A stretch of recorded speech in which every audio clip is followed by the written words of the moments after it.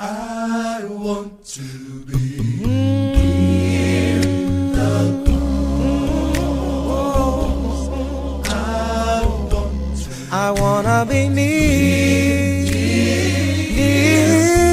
the cross. What's happening, family? It's time to pray. We're going to look at Matthew chapter 26 on today as we continue our focus on growing and really becoming who God would have us to be, despite the situation that we're in and despite the season that we're in. We've been talking about a great number of things, and on today, the emphasis is going to be decisive. Be decisive, out of Matthew chapter 26, verses 36 through 46. I want to read the text through, give you a couple of points, and then we'll pray together.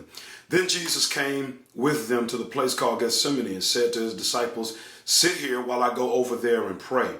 He took with him Peter and the two sons of Zebedee and began to be grieved and distressed. He said to them, "My soul is deeply grieved to the point of death. Remain here and keep watch with me." He went a little bit beyond them and fell on his face and prayed, "My Father, if it's possible, let this cup pass from me, yet not as I will, but as you will." He came to the disciples and found them sleeping and said to Peter, "So you men could not keep watch with me for 1 hour? Keep watching and praying that you may not enter into temptation. The spirit is willing, but the flesh is weak."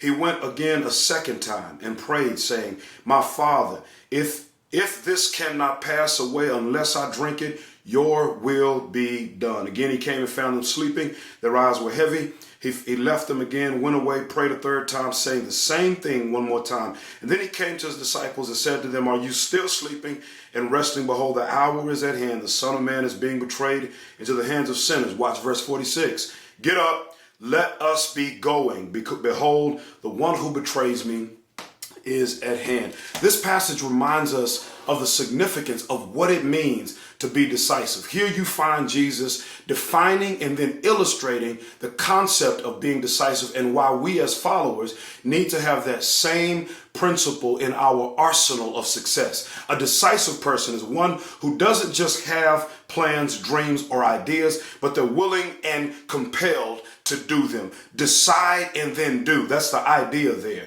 It's the notion of moving towards decision of will for the will, plan, action, or aim that's your goal for growth. Whatever it is that you've made your mission or your aim or your desire or your ambition, you don't just think about it. You don't just say you're going to do it. You don't just plan it, but you've got to do it. A decisive person is one who says, "I'm going to make the decision and then I'm going to be strong and get it done." When you and I practice the growth principle of being decisive, we take on the character of Christ, face difficulty, move toward the end despite whatever it is that we're up against. There are at least several things from this passage that you and I will be able to learn and grab a hold of that I want you to hold on to.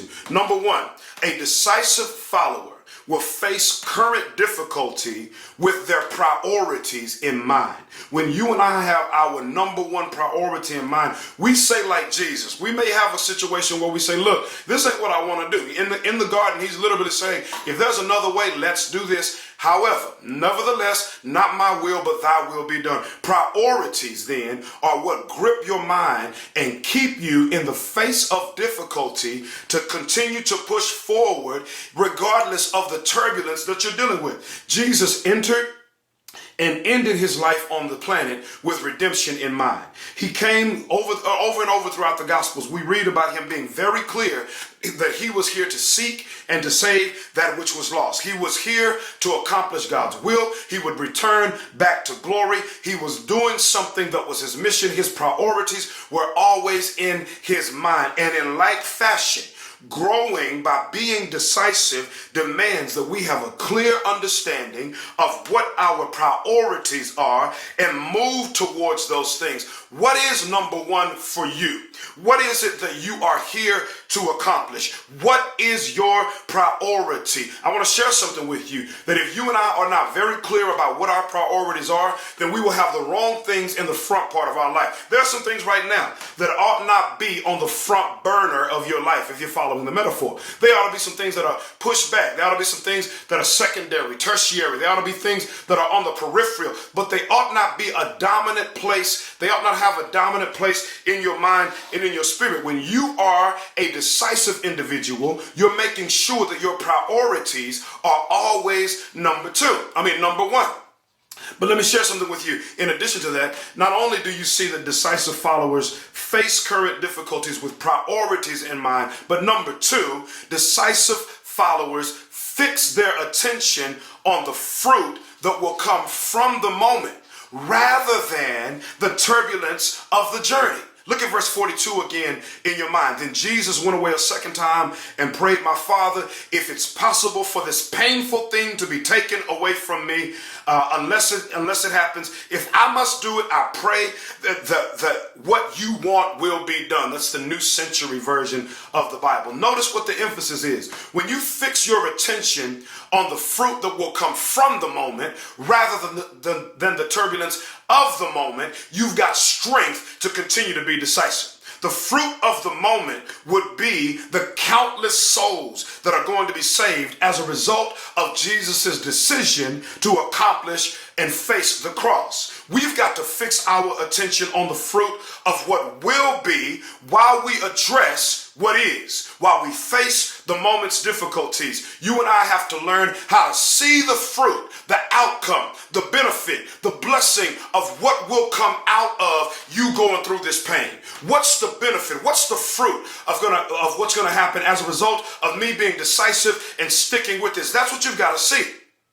Jesus helps us to remember that we need to see lives being changed from the service that we offer. We need to see the benefits gained from your labor. We need to see the smiles that are on people's faces, the situations that are made better, the hearts that love God deeper, the advancements that are made as a result of your work, the strength that's gained as a result of you fighting through the occasion. See the fruit of what will be. Obsession on the current occasion makes you and I miss the opulence that's on the horizon. Did you catch that? Obsession on the current occasion will cause you to miss the opulence that's on the horizon. Fix your eyes on the fruit of what will be. Again, number one, we see the decisive followers face current difficulty with priorities in mind. Decisive followers fix their attention on the fruit of the moment rather than the turbulence of the journey. But then number three, decisive followers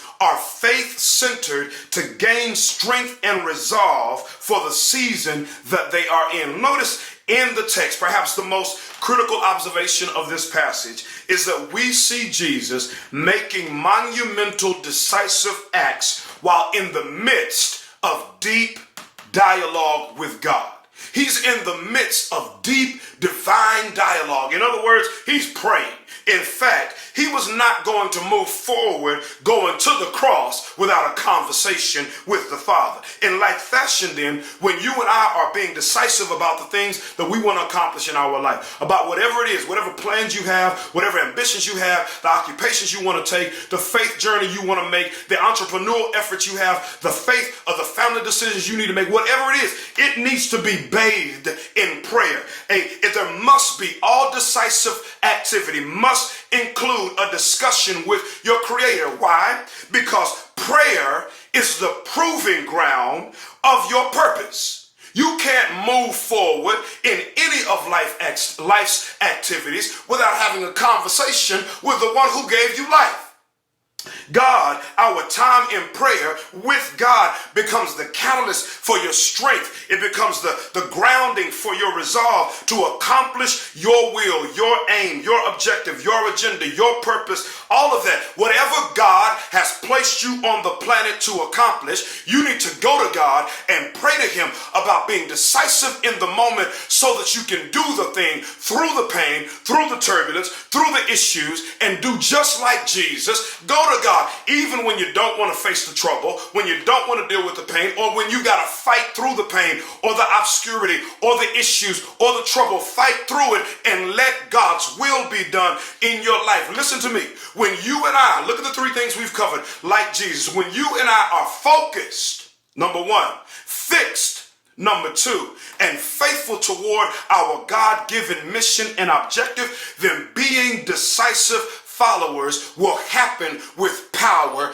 in your life. I want to encourage you, like Jesus, be decisive. Be decisive by being focused on your priority. Be decisive by being fixed on your journey. Be decisive by being faithful toward what God would have you to do. Let's talk to God even right now. Father, we love you.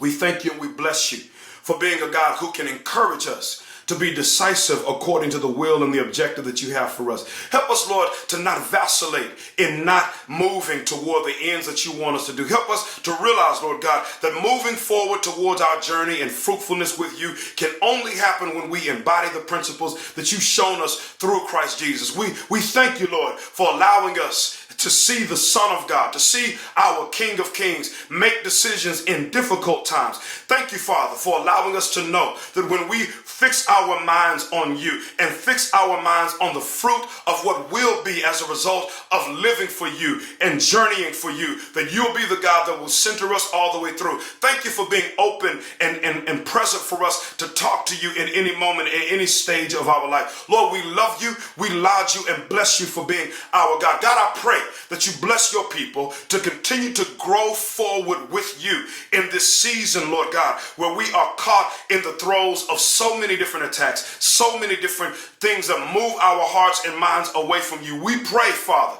that you give us the strength and the resolve to not get lost in a moment where so many are at home and so many are not doing things and our routines are out of order and our life is out of order. Help us not to waste time, squander time, or misuse this commodity you've given us. Help us to be decisive. Help us, Lord God, those of us that are making decisions to do something new. Help us to do it in a way, Lord God, where we trust your hand in our hand and see your ability and power to help us to navigate. Lord God, we call on you in this season to push us through the moments where we can't see why we continue to wake and work and weary ourselves as we do. Help us to see the fruit of lives being changed. Help us to see the fruit of our own person growing better. Help us to see the fruit of you getting glory by our faithfulness. We love you, we honor you, we bless you, and we praise you. And we ask that you help us to honor you back in the power and the name of King Jesus. In your name we pray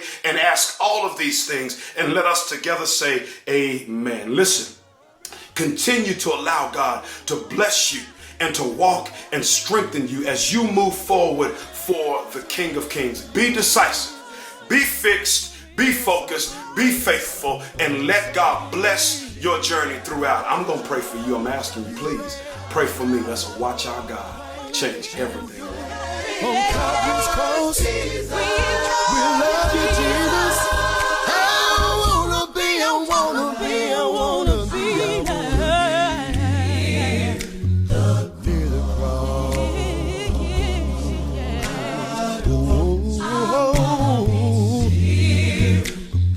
Near the cross. If I had one plea, if I had one plea, it would be Jesus. Keep me near the cross, near the cross. At your cross, there's forgiveness. At your cross, there is mercy. At your cross, there is love.